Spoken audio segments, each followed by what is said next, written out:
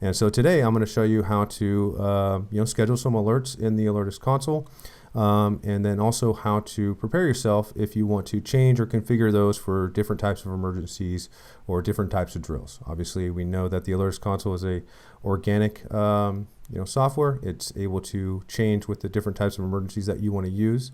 So today I'm going to use a general alert that you can configure for any type of drill that you see fit.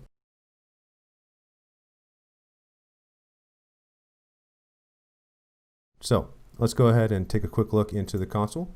The first step that we do here is we go right into creating this preset. All right, and so if you haven't done this before, we'll definitely have some more tutorials in there, so I'm going to go pretty quickly, but we're going to go first down to our configure system and create this preset alert. Now, you notice you got some generic presets already in here. My system may look a little bit different to yours in terms of the alerts themselves. But today you all should have this add preset alert, and that's where we're going to start. So I'm going to name this alert something that is recognizable, that is easy for you to understand and see. So for today we're going to name it drill, right?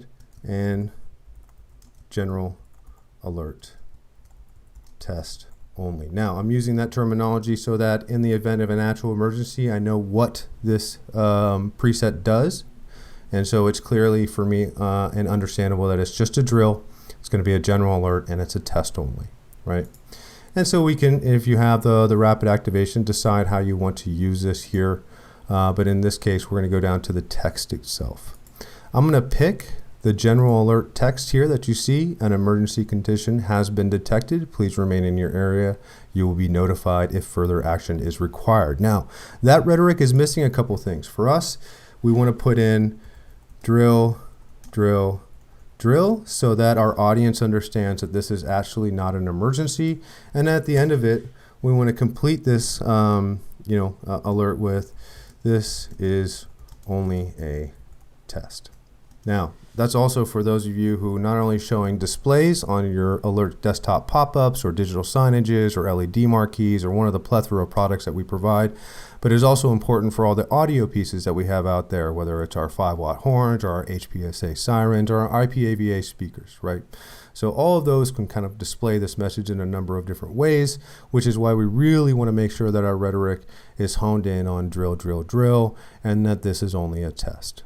All right, now we can decide our duration of an emergency. Obviously, the minimum amount of time that you can send an alert is 2 minutes. The maximum amount of time is 16 days. All right, and so for this purpose, since it's just going to be a drill, we want to see what they can do in 30 minutes. Now, the next thing that's really important about this is the priority. Since we are going to schedule this alert, that means that we're going to have it go off when we may not be looking at the console or whatnot. And because of that, we want to make sure that it is scaled appropriately. And what I mean by that is that the priority level should not be at its highest. In fact, it should be lower than first. It should either be second, third, fourth, or even further. So we're just going to put it down as second. That means that any other emergency scaled at 1 will always supersede this test. So if you are experiencing an evacuation or whatnot, and this drill is scheduled, it will not supersede your evacuation or any other of higher priority alert. The next thing that we're going to do is we're going to go ahead and select our delivery methods. For this, we're going to go ahead and select our alert beacon, our Alertus desktop pop-up, our digital signage, and that's kind of a good round for us to cover in this perspective. Now, I can select all of my groups. I can select all units. In this case, I'm going to select my test group, which is including all devices, and in this other place, Juneau, Alaska, because Juneau is a great place to be. So add this preset alert, and now I have it in my system. Here it is as drill, general alert, test only. All right.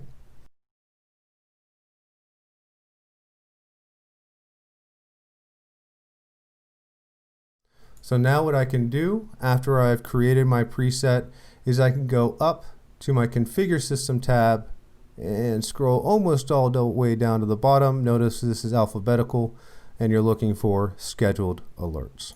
Fantastic, right? So here we are. We got a couple already existing scheduled alerts. Now you know I love myself a drill. So we're going to replace this one here. So we can just delete that. And we're going to create a brand new drill here. by selecting New Scheduled Alert. We're going to name this whatever makes more sense for our team or whatever's easiest to consume in terms of the purpose. So we're going to call this a drill test only. Now I am going to select the preset alert I've already created, drill general test only. I already know where it's going to go and what's going to be displayed. I can now select my start time. If I'd like to start on Friday, we can select that, and we can also select the time. Right now it's at 11:45 a.m. How often do I want this drill to repeat? That's also very important. So if I like it to repeat, let's say monthly, I can do that. I can select either on the day of the first of every month or on the first Monday or Friday of every month. And you can see that pattern right there. Now I can also select when to end this emergency if I'd like, but in this case, I'm going to leave it going. Now in this advanced section, this is really important because what we can do is we can change the rhetoric that we already have in place. So we noticed that earlier we had an emergency condition has been detected, but let's say that we wanted it to be a weather emergency, right? We can select that, right? Now we know that this is a drill as well, so we want to add that rhetoric into the front. And we want to add at the end of it, this is only a test. Now, obviously we've already put all this into our preset, so we don't need to utilize this functionality in this place. So we'll just go back to the original set. The other thing that we have here is our priority override. Let's say that we're selecting a different alert service here, or a preset alert, and we want to change the priority. We can do that by coming here and going, okay, let's change it to the 4th or 5th because we anticipate maybe there's some inbound weather that's coming in and we want that to supersede. The other thing that we can have here is that let's say in the event that something happens, mass power outage, you're unable to utilize the system. This execution order says, if the system is down and the alert hasn't been executed, you can either skip to the next scheduled alert system, or you can automatically run that execution alert. Now this is important, let's say if you're doing system tests and operational statuses rather than just drills. So if you're running to make sure all your HPSA units are online, or you're running statuses to make sure that all your endpoints are targetable within a certain period of time, you can run this execution endpoint as soon as the system comes back up, and you can get an operational status report relatively quickly there. But in this case, we're doing a drill, and we're doing it for the intent of practicing, what to do in the event of emergency. So we'll skip the execution in this respect.